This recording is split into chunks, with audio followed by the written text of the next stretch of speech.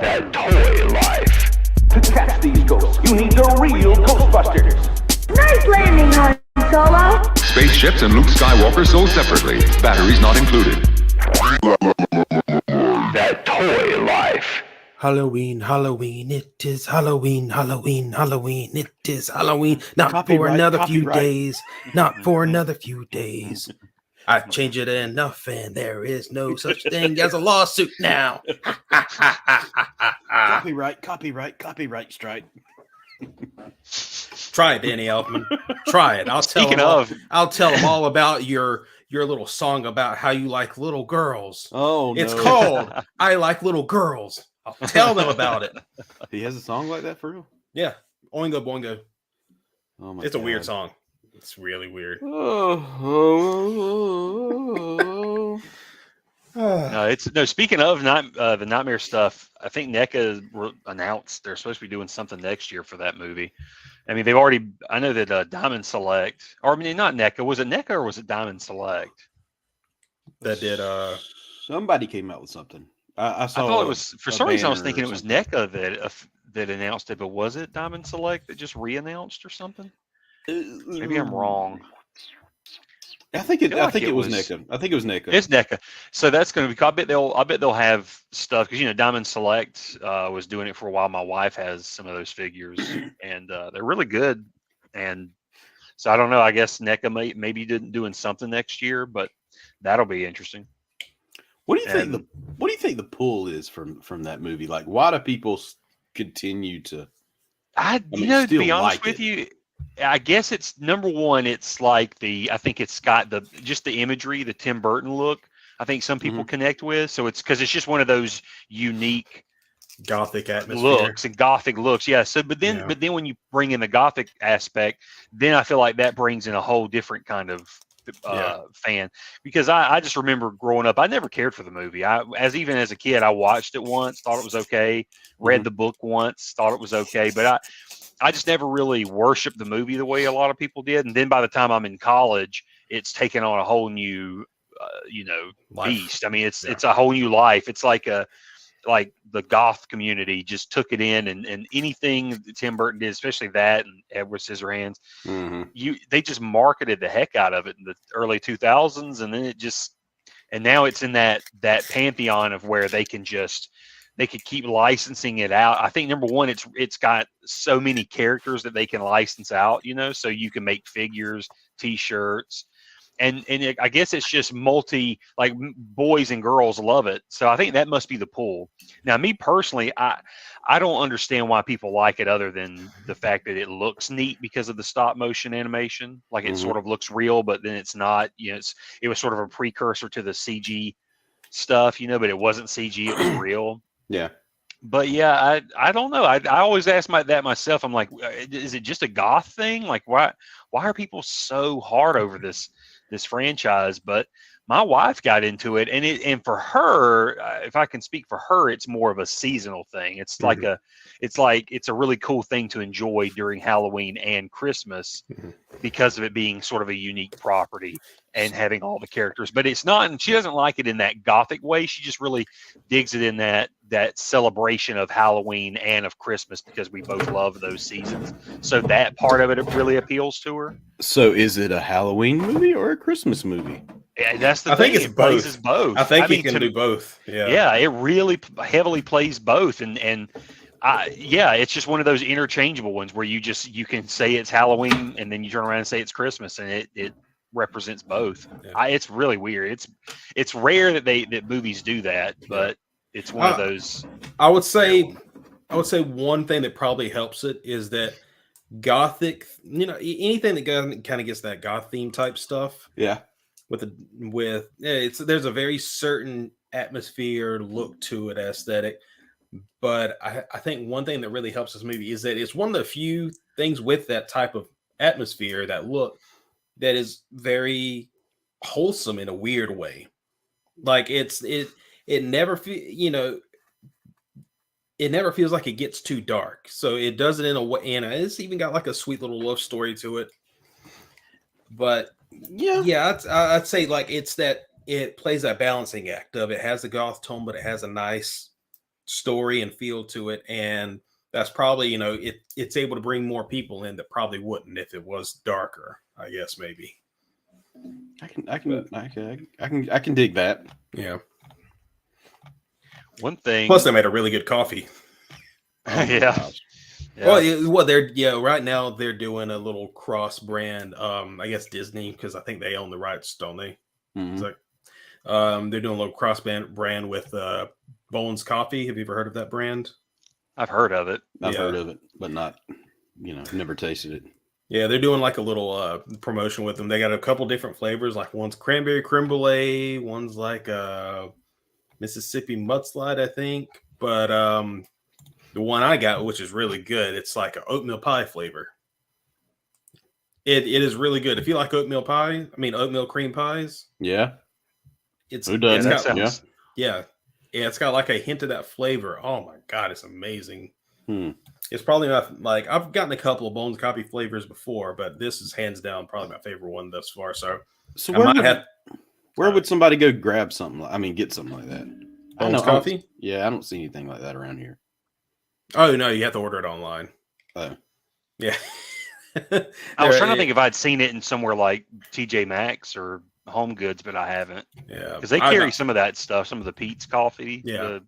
Interesting Bones Coffee. Yeah, it's good brand, especially if you get a good flavor. They offer, you can get it like whole beans. If you want to grind your own beans, you can get them already ground up. You can get them in K cups. $32.99. Yeah. $32.99. Not for how much? 4 ounces. Of what? Hang on. Now you. No, this is the 5-bag sample pack. Okay. I was about to say that's not, their typical price is around like $12 maybe For I a think 12 ounce. for a regular cup of coffee, I think, or not a cup, but a bag.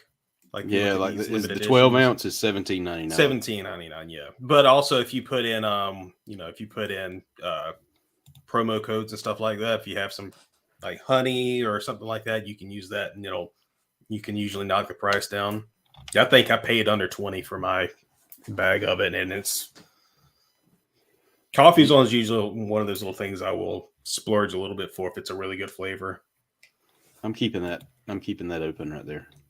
After the thing, I might check that out. Yeah.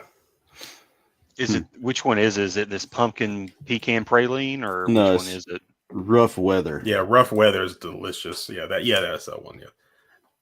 Pumpkin King, though it's a pumpkin pecan praline. That sounds interesting, but yeah, Rough Weather was solid.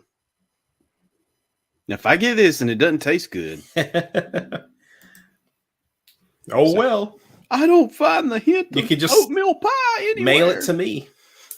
I'll eat the rest of it. or This has drink been opened, but here you go. I'm dumping in the box for you. You just get a box full of coffee grounds.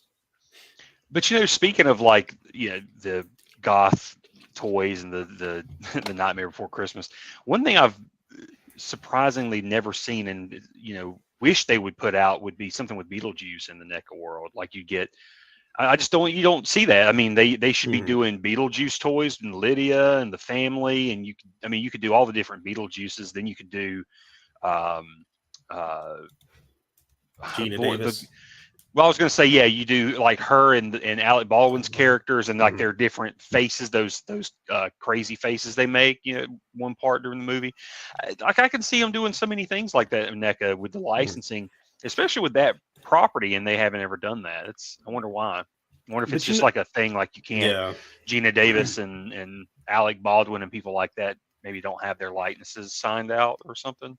Because has there ever been an Alec Baldwin toy? The one you'd want to look for a Phantom toy. Was there a Phantom toy? He did that movie, The Phantom.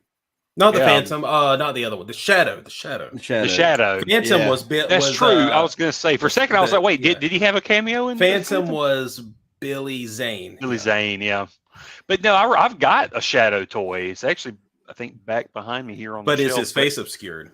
That's what I'm saying. That Shadow toy is obscure, and if you get the Alec Baldwin figure, it looks nothing like him. So So it probably didn't have his And it's likeness. Kenner. You remember how Kenner Yeah. was. Their likenesses were very slim sometimes. But I'm just surprised that they've never gone that route with those toys, because those are just ripe for the different versions. Even the Edward Scissorhands movie would have. I could see him doing different Edward Scissorhands and all that. Well, okay, back in the day, McFarlane did do an Edward Scissorhands. McFarlane did, and he did a from Movie fantastic Maniacs. looking one. Yeah, and I wanted it so bad. I don't recall ever seeing like movie Beetlejuice toys. No, other than the original toys that came out, and I wish they would even do that, like some cartoon toys. Now the cartoon Beetlejuice toy is out now with that crappy company that I really don't like, BXN or whatever.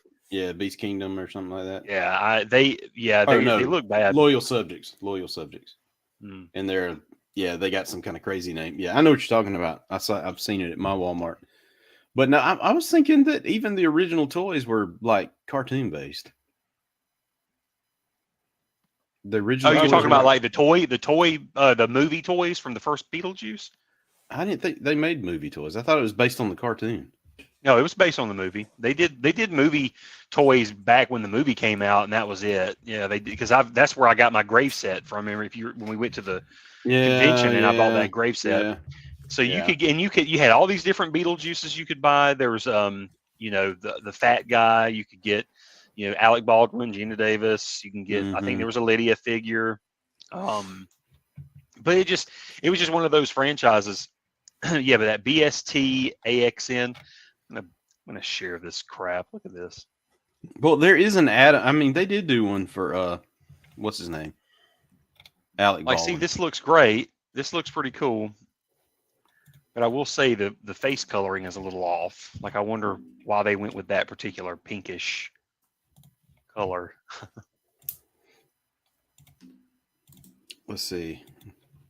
I guess they were trying to go with the cartoon a little bit there. But yeah, to me, this is probably the best looking toy that this company's put out. But for the most part, they're just, I don't know, they're kind of cheap looking. Because I remember the Turtles just don't really look that great. Oh, especially, look, they even have a Casey Jones. It's the plastic. It looks like it's cheap plastic. I mean, I've never opened one up and played with them, but it does look like cheap plastic. Just look at like, for example, look at the Angus toys. Look at that. The face sculpt is just terrible. But also, if you look at it, it looks like cheap plastic to me. Yeah. But if I look at it hard enough, it just looks like Angus Young. Yeah, pretty much. If you look at it hard enough. I'm sorry, Angus Young. I'm just joshing you, Angus Young. I'm joshing you. I'm joshing. And so they even put out these turtle figures, and like even this picture looks good, but if you actually look at them in the packaging, the face sculpts, the paint jobs, it all looks kind of cheap. Mm-hmm. It does for the price point that they want. Yep. Yeah. And I did that they're trying. Yeah, I love the properties that they're playing with, though. I mean, turtles, bands. Now they do the turtle, the animated Beetlejuice. But I'm hoping that NECA Toonie Terrors will do some sort of an animated Beetlejuice, because that's obvious. Like, they could easily do that. But I don't know. I mean, I'm just surprised that NECA never took that on with like Beetlejuice or any of that. I mean, they're just now getting into RoboCop, which felt like it took forever to get back to that. They dabbled here and there over the years, but never had anything solid out there. Anytime I would find anything RoboCop related, it would be like RoboCop versus Terminator, or the video game RoboCop from NECA. So it would be shaded and it would look bad. So I'm excited for all that. Hey, I shared something. If you click on the doohickey. Okay. If you click on the doohickey. If you click on the doohickey. Not that. No. That's this one. I got it. I got it. There, if you scroll down. Oh, I have to scroll down. What is it? Is it this there one? You go. Yeah, the NECA. Yeah. No, this is not NECA. This is Beetlejuice. That's your Alec Baldwin. I think you were looking at one of the links I sent you. Yeah, but this is the Alec Baldwin figure, Adam Maitland or whatever. But this is from the original. It looks like someone lost in a Pee Wee Herman sketch. Yeah. So I guess they did make Adam Baldwin at some Alec point. Baldwin. Yeah. Yeah. Adam Baldwin's too busy being angry about stuff. Oh, is Which he? one is he? The one in Adam Baldwin is the Biodome? one that's not a no. Adam Baldwin is the one that's not a Baldwin. He was the one that was like an Independence Day and Firefly. Yeah, and all that. Firefly. Oh yeah. Which fooled me. I was like, he must be related to the Baldwins because No. if you're a Baldwin, you're a Baldwin, and ends up being no. He's like, I'm a Baldwin, but not that Baldwin. I'm just It's- some it's- dude. Let me see if I can remember all of them. There's Alec, Steven, we barely talk about him, Daniel, and Billy. I think that's all of them. Yeah. Pretty sure that's all of them. Is there a sister? No. I was thinking about the Arquettes. Yeah. Oh yeah, I Uh, remember seeing this like the announcement for the version 2 of the Ghostface Yeah, killer so or whatever. yeah, this is really cool because I like how it's an in-universe thing because this isn't the actual killer from the Scream movies. This is the killer from the killer within the movies of Scream. Uh-huh. Am I losing you, Ashley? Yeah. Have you seen any of the Scream films? I've seen like the first two. Okay. So, well, if you remember then in the second one, they had made a movie about the events of the first one, about the first movie, right? Oh god, it's been like the 90s since I've seen them. So. Okay. Well, But that's like a run- in universe they had the Stab franchise. Yeah, that they was- basically made a Yes. basically Okay. entire Yeah. run of Yeah. Scream. Stab. Okay. So yeah. this is from Stab 8, I think they call it. But Oh, yeah, gosh. yeah. So it's got more ridiculous. Yeah, as it's got a time bull- has gone on. But the bulletproof vest is actually it like tells you a lot. Like that. I love the flamethrower. Yeah, the flamethrower. That's the most ridiculous. Hey, killers got to protect themselves too now. Yeah, he's got a pitchfork. I do dig his alternate masks, like the devil mask and the green mask. That's really cool. But yeah, that's yeah. I saw that. And I do need to get one of the Scream Killer NECA figures before they disappear. Because I gotta was say, gonna say, I got I've one. really enjoyed like all of NECA's. Like I even have like I have some of the Halloween figures from the new like David Gordon Green movies. Yeah, And they are fantastically made. So I plan to get some of the Jason figures, and at some point, and would like to get that. And oh yeah, this was announced recently too. This is Donatello as the Invisible Man. I believe. I've been seeing the others like I think Leo's the Hunchback. I think Yeah. Leonardo's the Hunchback. Leo's the Hunchback. He's We a talked huge about some of figure. before. Yeah, Mikey's the mummy. Mikey's the Mummy. Raph is Frankenstein. Yeah. I've seen Frankenstein on the shelf before. Yeah. And then we got April as the bride, Splinter as Van Helsing, Casey at did we talk about that recently? Casey Jones as the Phantom Yeah. of the Opera. Yeah. Yeah, because, that was yeah. last episode we talked Yeah. about that, and then obviously the Mikey one's really cool because I love how there's that alternate head that's based on the rotten The rotting. turtle head. Hold on, Yeah. let's see if I can find a picture. I just got because have you ever seen that, Ashley? Yeah. Oh wait, all right. Mm. Here Talking we about go. the- It's based on this right here. Yeah, let me just. Oh yeah. I know what you're talking about. Yeah. Yes, I have seen it. Yeah. You're talking about the actual screen use thing, and it's kind of rotten. Yeah, I think it's from yeah. the second movie. Yeah. Is that correct, Austin, or is it the third movie hold on. that the rotting head is from? Oh, it's from the third movie. Third movie. It looks like it to me. I was going to show you. It looks like the third movie. But if you look here, like, see, this is the one that they're. Man, what if you just? God, that'd be so creepy to walk up on. And it's sad too because I love this. I mean, it would break my heart to see this. This looks like he's dead. He's just like a dead turtle Yeah. with human teeth. But yeah, I like that they based the design off of that. Yeah, that's really cool. So that's really cool. And oh wow, you can store stuff in the shell here in his hunchback shell. That's a useful eagler. Yeah, Rap that's the was one I've pretty seen in box. I think I saw it at Big Dog or Top Dog Comics. Top Dog is a good place. I love that store. Oh, it is. Store. They've got that. I wonder if they. I'm sure they probably still do. But man, they have that Lost in Space fighter that I really want.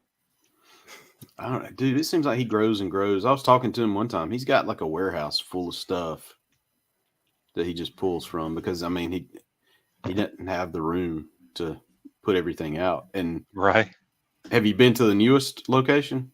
I don't know if it's the newest. I know it's a big location. It seemed to be new. Over It there by was- the grocery store, Kroger or Yeah. something? Yeah. Something like I mean, that. that's huge, you know? Yeah, I was gonna say, see, that's ad. So I've got the from this movie, I've got some of this stuff like if you look here, the Jupiter 2, but at that store they had the Bubble Fighter. So hopefully is that the biggest picture it can get? that's what I'm saying. It's crazy, and I can't hardly find. Maybe yeah, there we go. Like one of these Bubble Fighters. I've always wanted one for some reason. I just love them. They were from the beginning of the movie. Yeah. The dog remember. fight. Yeah. They Yeah, did he's look got interesting. some weird stuff. And- Like small you know, soldiers. The concept of how it works reminds me of it makes me think of the oh god, what do you call them? The B Wings from Star Yeah, Wars. It was they remind me a lot of the B Wings. Yeah. But and then we were looking at this earlier. I'll go back to it. The Fog figures. Yes. Stevie Wynn, oh god. That's a good looking figure. too. Adrian, oh god, what's the actress's name? Adrian, it says it on the thing. Adrian Barbeau. Yeah, something like that. She was in Swamp Thing. Yeah. Yeah. Yeah, The this first yeah, Swamp they Thing got her. movie. Yeah, they actually got her likeness approval for this. Sweet. And it looks just like her. I mean, they did a good job on that Mhm. sculpt. Yeah. Well, it's a prototype. Remember, Prototype. is the final thing going to look like that? Who knows? True. You know, they always look good in the prototype pictures. Oh yeah. Well, recently, speaking of Halloween, Austin and I saw the final because I brought up Halloween earlier. We did see the final Halloween movie of the current trilogy going on. Halloween Ends. Yep. I hear there is some kind of divisiveness And Austin vanished. between, He doesn't want to comment. Austin's like, no, I didn't really see it. I didn't. But no, I've heard that there's like some people like it, some people don't, some people hate it. Yeah. I actually loved it. Mhm. I was satisfied. Yeah.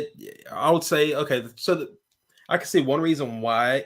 There's plenty of reasons why they wouldn't like it, but one big reason is it doesn't act like a regular trilogy ender story would. Mm-hmm. Because these first two movies, they connect, Halloween and Halloween End Kills. They lead right, they feed right into each other. They're, Yeah. they're almost like two parts of one story. So if you're looking at this, so I've never seen these three movies. Yeah. So if you take these three movies and I guess you add the very first Halloween movie from 1978, that Yeah. makes the 4-movie story, I guess. Yeah. Pretty much, yeah. Yeah, Because this trilogy of movies is like they're only a sequel to the very first movie. Yeah. So Okay. they act like all the other ones never happen. Yeah. So they don't You only worry have about the events. Yeah, I was gonna say they don't worry about any of the stuff like Michael being her brother, Jamie Lee Yeah. Curtis's brother. Yeah, none of that. Worship. Yeah. So They- it's just you jump right into Yeah. to basically it's just referencing what happened in the first movie, Yeah. and then it And- kind of becomes its own beast. And with the trilogy of movies, the first two are almost like one movie and Because then they the- both the take final- place in the same night. the same night. Yeah. Yeah. So you got those two movies, and then the last one. So it's basically like two movies, It's almost So you like a got the- duology and then an epilogue movie. an epilogue, and it really is an epilogue. It really feels like it because it's a time jump. You're 4 years later, and you're kind of you're basically settling in with the characters, like who was left over, the survivors, and then but then you kind of shift your attention a little bit to a whole new character, and that's sort of the central character of the whole movie, and then they tell a whole kind of like a new story within, right? And like it's kind of its own thing happening. So, I mean, my thoughts on the movie was that it was great for what it was. Yeah. I thought it was a great thing where that they instead of trying to be like, okay, how do we make a final movie and make everybody happy, and because I thought it was just going to be this movie where Another like like the first two, Laurie, just like a lot of showdown talking with and- Laurie versus Michael Myers, and it wasn't that at all. It was Yeah. it was like everything that happened in the first two movies is that happened, and now this is what we're living with now, Mhm. and it's like kind of like the world and how it's changed because of what Michael Myers did, and how it affects a community. So I really dug how they, instead of them just trying to pit her versus Michael Myers again, they just kind of scrapped all that and told a whole new story, but it involves Michael, and the way they bring him back is really cool. But I do feel I can see where some people would probably complain about the movie. Number one, if they were expecting it to be the final showdown type kind of movie, like horror action, it's not that. You're going to be let down. And then I can understand too when people because basically you have the movie happens. I mean, everything that happens in the movie happens, and then it feels like at the end of it they sort of shoehorn in a final fight. So that I can see where people step back and go, that just didn't feel right. It makes sense because it does feel like it was sort of almost like a reshoot where they were like, okay, something's not right with the ending. We have to redo something. And so they just kind of give you an ending that's supposed to be an ending, but it feels like it's just stuck in at the very end. Like you feel like the movie's over, and it's like, no, the movie's not over. We still got the final fight, and then you're like, okay. You know what? So spoiler alert, y'all. Okay, let's just say spoiler alert. We'll say spoiler alert. Yeah, of course. Spoil the crap out of it. I mean, tell me how it all ends. I mean, I'm curious from the standpoint of I don't know if I really want to go watch these movies, but I am curious to know what happens. Yeah. Do you mind if I tackle this one, Austin? Go ahead. Okay. I will say though, I'll preface before he jumps into it, Ashley. Yeah. I will say that I think you would dig them. Yeah. I think they're great.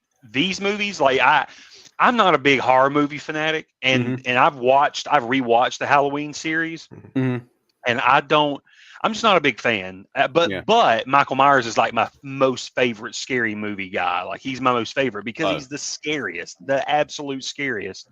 And I love the original Halloween. But yeah, all I can say is I think you would dig it. You could just totally ignore everything and watch these trilogy of movies. I think you would just enjoy the ride. It's actually a pretty fun, it's a fun set of movies. At least I would say the first two would be like, oh man, either you're going to like it or you're not. Yeah. I got you. Well, okay. After you spoil it, I'll tell you why. Oh, we'll talk about why you'll never ever watch. No. We'll talk about my favorite horror. I mean, killer or whatever, and why I don't like Michael Myers. Okay, go ahead. Okay, so I'll say this. David Gordon. So this is directed by David Gordon Green. He mainly did a lot of comedies and stuff, and co-written by Danny McBride, who from Eastbound and Down, Righteous Gemstones. He's a big, he does a lot of writing too. And it's a strange fit that both of them are tackling a horror film. But one thing I really appreciate that sometimes in previous movies they surface scratched on, like H2O scratched the surface a bit on it. But this trilogy focuses on the theme of trauma, different types of trauma throughout. Like each movie has its own type. Like in 2018, the first new one of this trilogy focuses on generational trauma. It's Laurie Strode in the 40 years since the events of the first Halloween. She's lived in kind of paranoia, like a state of paranoia, to the point that she forced her daughter into like an almost like survivalist style of living, to the point that CPS got involved and took her daughter away from her. So her daughter is traumatized by her upbringing with her mom, to the point she hates Halloween. And even you see it in the movie itself, because on Halloween day, she's wearing a Christmas sweater. That's how much she hates Halloween. So, and then her granddaughter barely, she's the mediator almost between them. She's trying to balance it because she wants to get to know her grandmother. Then the second movie expands out from that. The events of the movie expands out to the town of Haddonfield and how it was affected by the events of 1978, and how these murders kind of haunted people. Time out for a second. Yeah. How did? Okay, what in the very first Halloween movie Mhm. what happened to Michael Myers? So it's okay. So it has a cliffhanger ending, the very first one, but they follow up really quickly. But anyways, the first movie he kills 3 people. And almost kills Lori. Then he shot 6 times, 5 or 6 times by Dr. Guy. Loomis. Yeah, But yeah. he falls off the balcony and I then he remember. disappears. Yeah, I remember. Yeah. Yeah. But you find out in 2018, in the 2018 film, after that happened, he was apprehended by the police. Actually, like rather easily. Oh wow. But in the second movie also is a really cool moment because at the beginning of the film, you get a flashback to 1978 where they filmed it, and it looks fantastic. Like how it's filmed, it looks like you're watching events in the 1978 movie over again, the way it's shot and everything. But you see like a little flashback of what happened from him escaping to him getting captured by the police. You see what happens in this flashback. And you see it also, and you see he also caused a ripple effect in the police force too, of like from that night. That night was pretty crazy, you know, and it some people didn't haunted. Take that so well, some other stuff happened that haunted people. But the Loomis, I was going to say, the guy playing Dr. Loomis, when they did the scenes with him, I mean, they wouldn't show him quickly, but at first you would think it was probably like one of the situations they did, deep fake like they did Luke. No, it's like some dude that was on the crew. They said look just like him. Yeah. And I think would they all say that. Minimal they did. It was like something very minimal. Maybe like the tip of his nose. Yeah, I think his ears maybe, but something like that. But they said, but other than that, it was like he was pretty much Dr. Loomis. When they put him on the set, they're like, "Oh my God, this guy!" Because they were. I think it was like a conversation. They were like, like this guy. God, this guy could be Dr. Loomis. And then when it came down to it, they're like, "We need Dr. Like let's just try it," and it worked. Yeah. So anyway, I thought that was really cool. Yeah, and they had his voice dubbed in by another person I think previously who had actually like impersonated the Dr. Loomis, Donald Pleasant's voice, and I think something Halloween. Oh yeah, it was the guy who did the Dr. Loomis recordings in 2018. In the 2018 film, there were some recordings you hear, and they brought that voice actor to dub in the lines, but. So yeah, the Halloween Kills kind of continues with that theme of like community trauma that it causes like the mob mentality stuff to happen, or even worse stuff, and then that ends doesn't actually like end with Michael getting caught or anything. He just vanishes after the events of that one, and Halloween Ends takes place 4 years later, and that kind of explores. It does trauma in a different way in that when a boogeyman is gone and people are still traumatized, they want to find something to blame.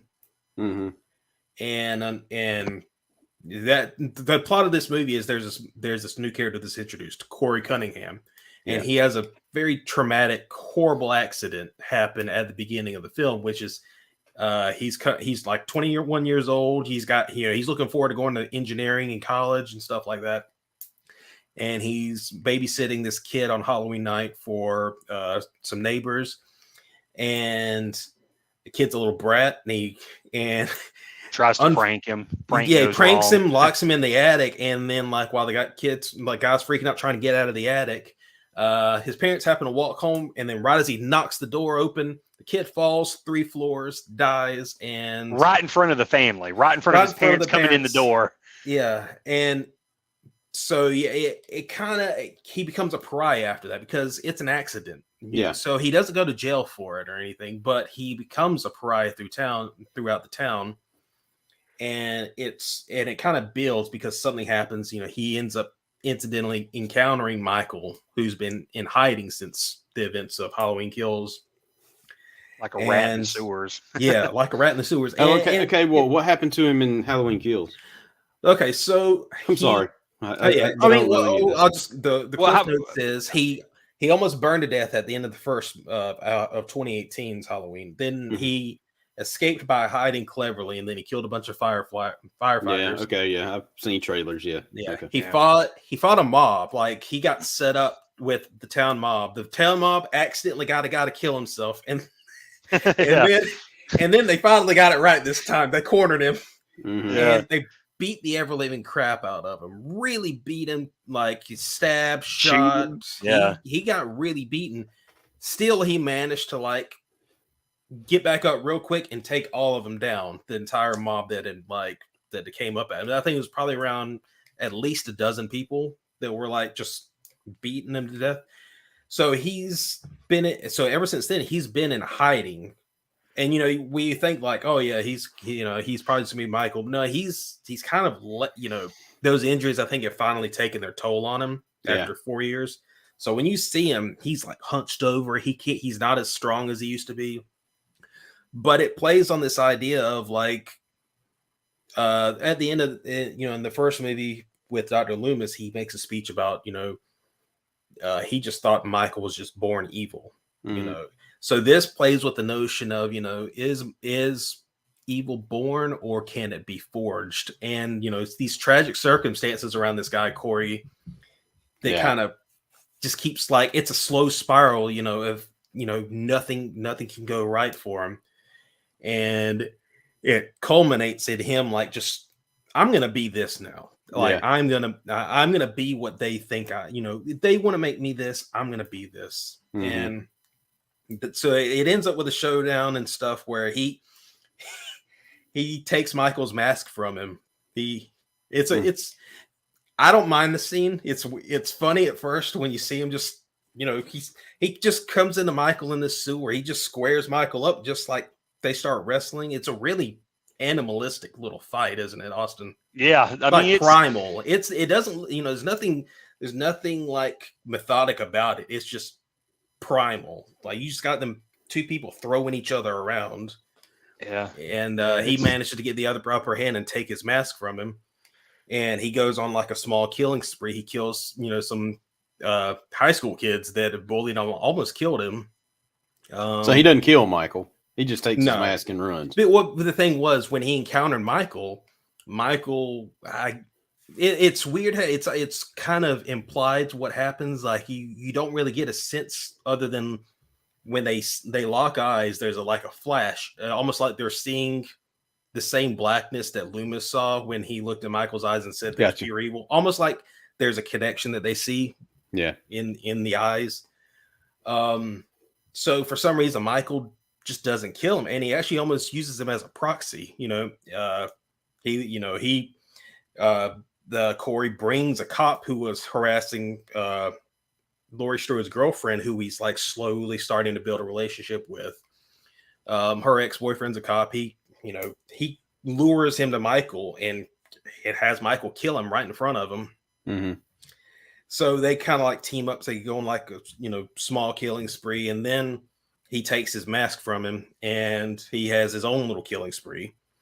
And then he ends up at Laurie's. He's gonna try to kill her, and she's ready for him. She shoots him instead, and then he decides, okay, well, if you can't, he's obsessed with her daughter now at this point, and he says, if I can't have her, then no one can. So he tries to frame Laurie for his death by stabbing himself in the throat. Yeah. And that's when Michael shows up, and then they have their final showdown. Laurie kills Michael. He's gone. All the toys go back in the toy box in this movie. You can't do a sequel from this movie. I love that's one reason why I really loved it is they definitively end this one. Yeah, they don't end it in a way where someone else can like pick up a thread and say, we'll continue this. Like if you want to do it, you'll have to do a reboot or something like that. I'm completely fine with this one ending definitively here, because when they kill him, they go as far as taking him out to an industrial metal car shredder, and they put him in the shredder, and you watch his body get shredded. So there's no coming back for this Michael Myers. So if Michael was 20 in 1978, he's running around like at 70 trying to kill people. He's in his he's 66, I believe, in the events of okay. Yeah. But the thing is, he never does like run. He's always walking. He's always got the pace, and he knows how to drive. Yeah. Well, he knew how to drive in Halloween. Yeah. Well, that was a clever little like information tidbit that was in the first movie was somebody said, one of the doctors was like teaching him how to drive, in free time. He was like showing him how in the back, I think he was like around the perimeter. He was like showing him how to drive. So that's how he learned how to drive. Interesting. Yeah, but that was I will say though, one thing I knew was going to be good about these movies, and the fact that I dug them, was the director is just good at making he's got a good eye for low quality, like low budget indie films. And they have, to me at least, they have sort of a Southern quality to them because they're based out of North Carolina. These guys, they all went to the North Carolina Film School, and they always put real people in their movies. So you'll have like people in there that's kind of got like Southern slang or twang, and looks like he makes his movies look real. And with the Halloween trilogy he treated the town as a character. Haddonfield, you never left the town. It was always in Haddonfield, and the people in there, it really felt real. It felt like a real town. And so I really dug that about these movies. It was the gritty, low quality look of it, but then in terms of the kills and how they handle Michael Myers and all that, I thought it was great. I thought the storyline was great, how they did it. I mean, and he's just like a force of nature. They're sort of vague, but at the same time, they pretty much established that he is basically gets off on his killing. That's where he gets his strength from. Yeah. If Michael's not killing people, he's not a monster. He's sort of, he's kind of a regular man. But the minute he kills somebody, it's like he gets strength off of that. Yeah. And then if he kills the next person, then he's even more just in a fit of like a blood rage.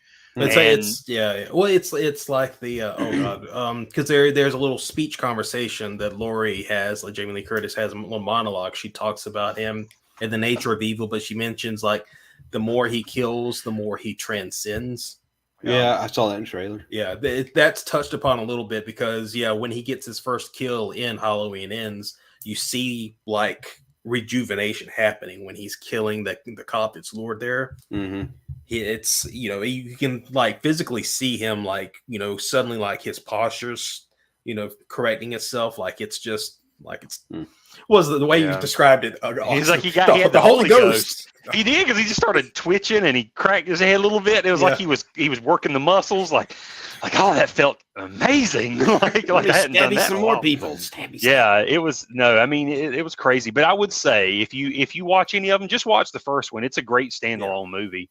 The first one, because it's that one's the closest to just a classic slasher film. Yeah. And then the sequels are the ones that are sort of the aftermath of that slasher film, where they really the proto. It was almost a prototype for the slasher model from then on. I think the only movie that maybe predated that was the Texas Chainsaw. I think maybe by just a couple years. But that wasn't the typical like they weren't really much like. But Halloween created a formula that people followed for a long time, and they still follow. Yeah. But why is it? Yeah. What's your beef with Michael Myers, Ashley? Well, I was gonna say one last thing though before we found out his beef.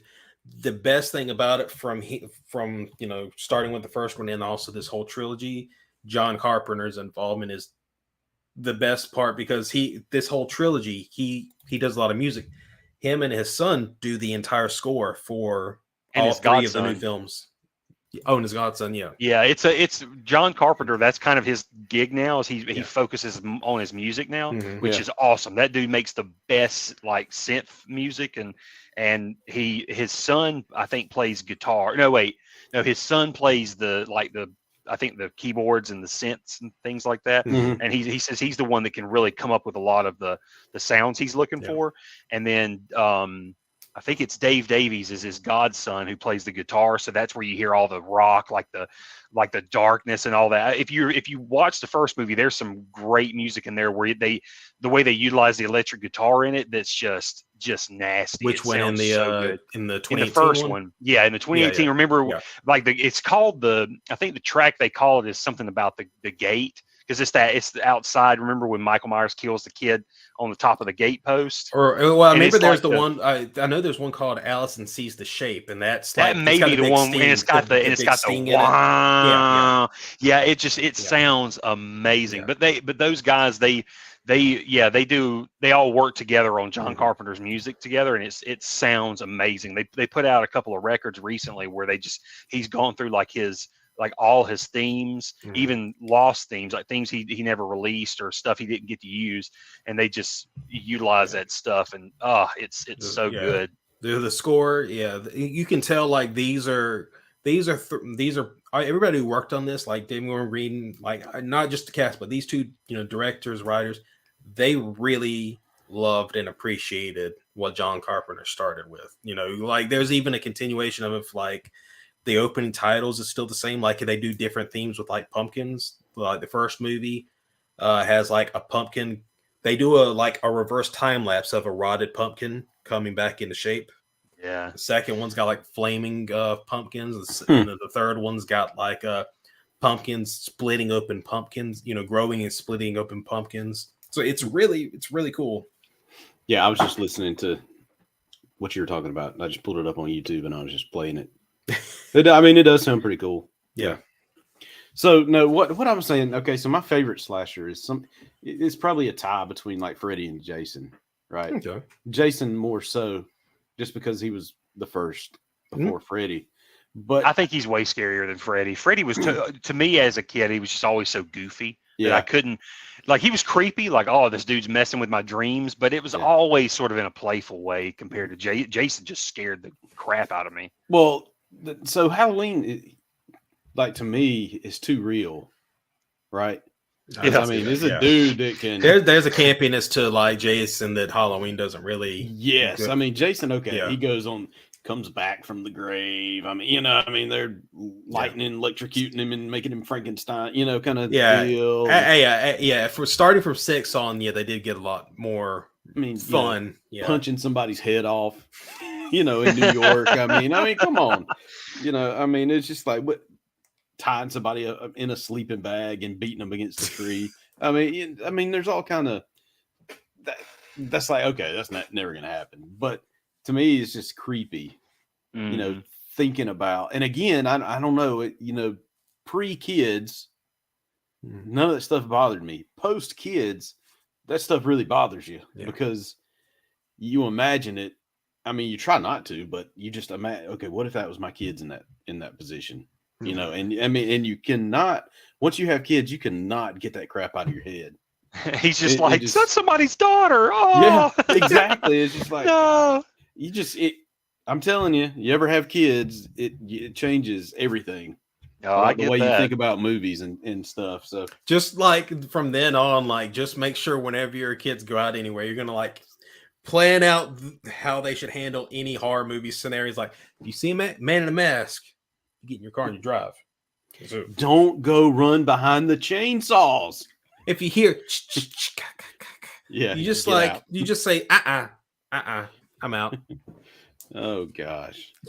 But if you see a doll, if you see a creepy doll just sitting in your house, burn the house down. Burn it down. Yeah, really. I tell you, the movie that did it for me, and I've probably said it before, was that Hills Have Eyes remake. Oh, that did it for me. I was like, nope, never watch another horror movie again. Those movies always freaked me out as a kid, though. I was like, when I was a kid, I loved it, but at the same time, I'm like, I hope I never meet this family. But the Texas Chainsaw Massacre Part 2, and you get to see how crazy the family was. It freaked me out, especially when because the father or the granddad or whatever, the one that just would sit there in the chair, and he just looked like a dead body, and they were always like, he loves you, and they're going crazy, and you're just like, oh Jesus. Like the guy with a coat hanger scraping his head. I was gonna say, Bill Moseley, and he's Bill like, Moseley with his little, he picks it and eats his little scalp. Yeah, dude. Growing up, it was every weekend go to the movie gallery, go to wherever, pick out the grossest looking cover movie you could find, and that would be me watching horror movies. But now it's like, I can't do it. It's too real. I would say at least try like the 2018 one. If you like the first one and want to try it, at least like give it a shot, see if you're digging the feel of it. Yeah. because I would say mean, it plays differently than like even the previous Halloween movies. Like it focuses a lot more on the protagonists in the story too. Like it does give them time to breathe, and I love like Laurie has a great arc throughout all three movies. Like in the new trilogy, like she's by the time you see her in Ends, I'm cheering for her by the end of the movie. Like So yeah. I mean, for me to watch those, I wouldn't want to watch just one. I want to watch them all. Yeah. And it had to be, and I'm not going out to buy these movies, right? So it would have to be they're all on some streaming platform where I could watch them, within a few days time. Which is a little complicated, I think. I know Halloween Kills is on Peacock or something. No, it's on HBO Max. Ends, you can actually watch Ends on Peacock right now if you have one of the premium subscriptions. Yeah, that's the thing. Yeah. Oh, Kills is no longer on Peacock? It might still be, but I know it's on HBO Max right now too. But I don't know exactly where 18 is. 2018. It might be on Peacock also. But yeah, like you better look it up. Yeah, that's what I'm going to do. Halloween 2018. But no, like every time I see people talk about like what they would do in a like Halloween movie, they're like, you need to do this. Remember, you do this. I just always think of that quote from Bruce Lee in Enter the Dragon. Like, why doesn't someone take a 45 and bang, settle it? I just always think of that. I'm like, the martial arts master of all people had the greatest quote where he's like, why doesn't someone take a 45 and bang, settle it? Like, why are we going through all this trouble? But no, I will say that it was a good for its run. I thought it was a great run. I hear that David Gordon Green's doing the Exorcist series next. I saw he's something doing a remake about that. I saw something. Which I'm kind of like, whatever. I saw him in an interview mention it, say like his own, like he acknowledged it himself, going, yeah, I know, I did not want to get into horror movies. I did not, I thought this was going to be a one and done thing. And I guess, I don't know. I guess probably the money must have been really good, but he wants to do that. And if anybody's going to make it good, it's going to be him. So we know a lot of directors get into it to make horror movies, right? For whatever reason. Steven Spielberg, Jaws. It's not really a horror movie, but I mean, that's, it seems like horror on it, Yeah, it seems like in one way or another, a lot of directors like to either start at horror or take their, take a what do you call it? Try their hand at it. Yeah. Because, I know David Gordon Green didn't start on it, but when he, came in with comedy sensibilities and then attempted to do a serious horror movie, he did a pretty dang good one. There were slight comedic bits, but it was never campy. Like in, like a Friday the 13th, you might have like some, some characters like having some funny banter. Are you talking about in the new Halloween movie? Yeah. It was really indie. I felt it felt really indie movie-ish when when people would talk. It was like he wanted them to have real conversations. Yeah. Like there's even in the second movie, you focus on this. It's so weird. You focus on this couple out of nowhere. It's supposed to be that they're sort of out of the action. Like their neighborhood didn't experience the killings that are in town. But Michael's actually, he ends up coming in their house. But you all of a sudden you see this old couple bantering, like talking, and the woman is playing with a drone. Like what woman over 50 is going to play with a drone? And this woman's clearly over 50, playing with a drone and just chit chatting with her husband, and they're just having like back and forth. And it just like if you had walked in and was watching it, you would not know you're watching a Halloween movie. And I just love that about him. He does that in like every movie. You would see some just obscure conversation, whether it's that or cops talking about. So I was going to say like there's like some cops. They were making a bet about something. No. So this is the conversation. The cops. I actually really like this, but apparently a lot of people didn't like it. But no, the cops are just talking about what they brought because they're sitting at the house watching over they're basically at the stakeout, like watch out for anybody coming.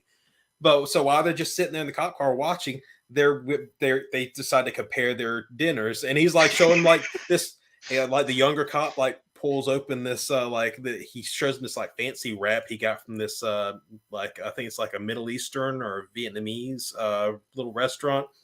He's got the special sandwich. He like tells him all the stuff that's in it. He's like, And because I'm your favorite partner ever, I got the guys at the restaurant to make you special one too.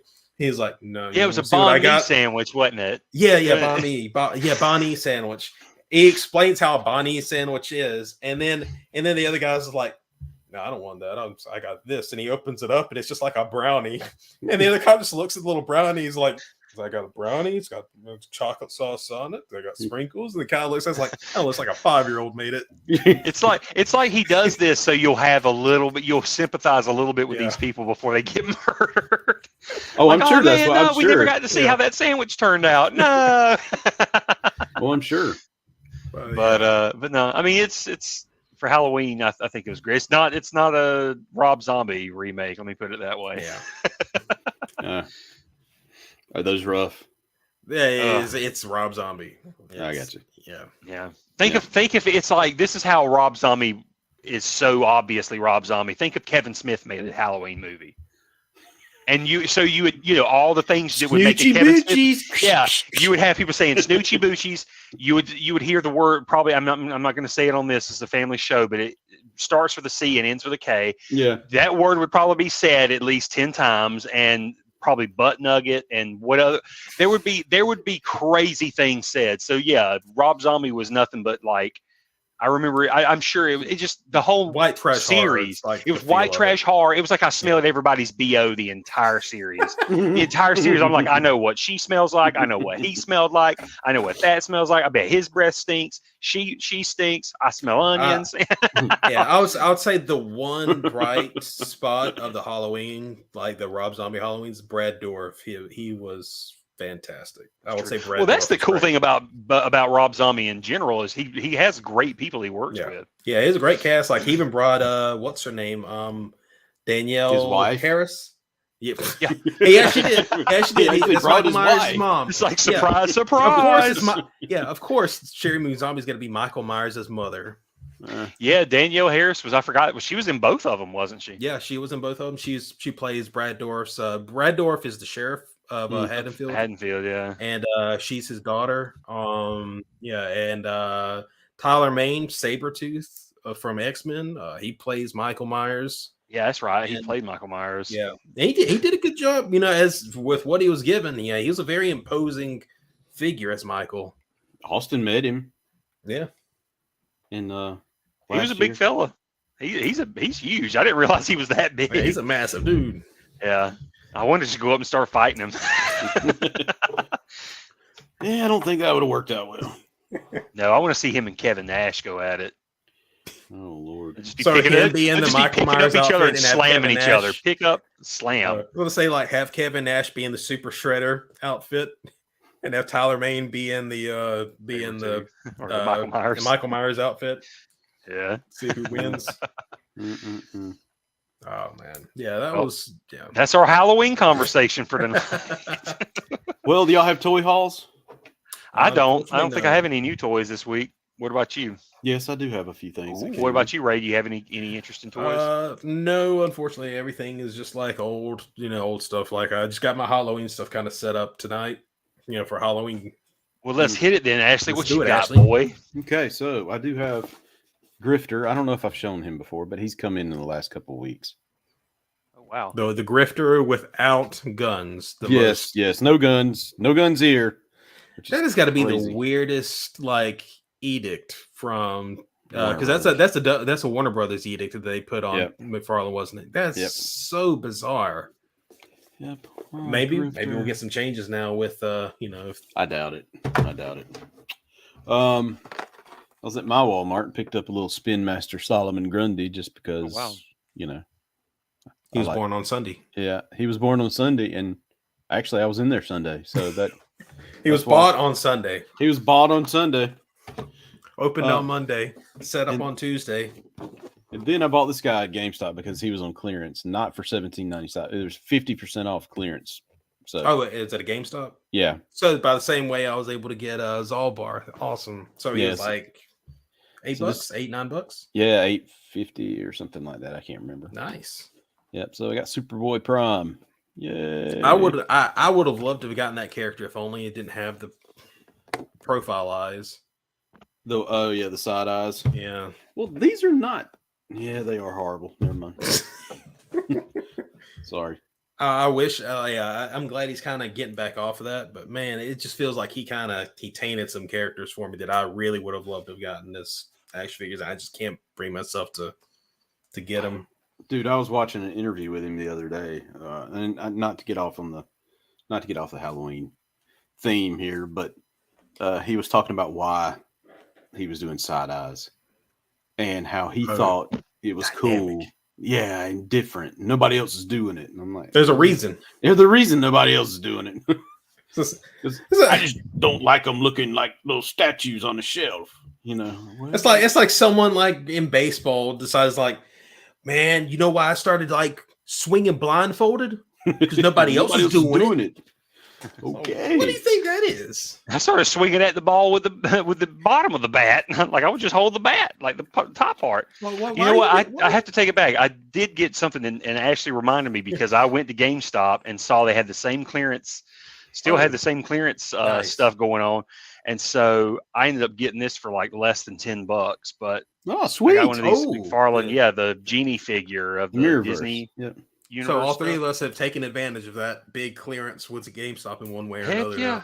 Awesome. Heck yeah, because I mean this was already $20 and we had been wanting to buy him. You know, we were gonna get him and then just kept holding off. And thank God, because I mean he was on clearance for $17.97 at GameStop, and then you get the extra 50% off. Mm-hmm. So yeah, I paid less than $10 for him. And that is well worth $10. I mean, this is a great figure. Yeah. It's huge. Had a cool stand that he comes on like that. I wish he came with like a lamp, but he didn't come with that. I mean, that's the only thing. But I love this. Plus, I think I have a toy lamp somewhere from the old movie. I just don't get how McFarlane can keep the $19.99 price point. And it's Disney, right? Yeah. So Hasbro pays Disney. Yeah, and this is a deluxe figure. So yeah, this was the one that was these are the $20 figures. Yeah. So just think he sells them for cheaper for the smaller Disney figures. Yeah, I don't get it. It's almost like I don't want to get it. As long as he keeps it that way, I think he's doing God's service. No, I think he's eventually gonna have to go up.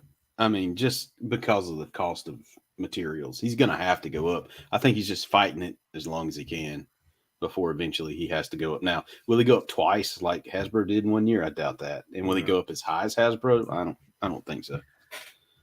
But I think there will be one thing a if it cost crept up increase. to like, let's say $20.95 or something like that. You know what I'm saying? Like it just goes up $1. I could see that. Well, I would say, okay, so this is like a $19.99 figure. It was, new on Amazon. Mm-hmm. If it came from Amazon, I would probably see him go at $21.99. I would think he would go up $2. And see, I could see that because it's a big figure. That's a lot of plastic. That's a lot of stuff there. I could definitely see that being a $21 figure. Does that come with a flight stand or a standing stand? Flight stand. Oh, nice. Yeah. Yep. So that's pretty cool too. Yeah. Now I got to make room for him on my shelf. I finally finished putting all the doors on all my shelves back there. So now I got to in the process of filling them up. Oh man. Yeah. So. Well, guys, I guess that's another Toy Life. Yay! Halloween, in the books. Halloween. This is Halloween, and Copyright, it's not copyright, in the way copyright. of that. No, it's not. Not. All right, guys. Well, I guess until next time. Oh, have a happy Halloween. Can't get me, Danny Elfman. Life. Can't get me. Catch these ghosts. You need I no ain't going real nowhere. Ghostbusters. I got Nice the rock. landing, Han Solo. Oh, God, he Spaceships died. and Luke Skywalker sold separately. Oh, he's Batteries back. not included. That toy life.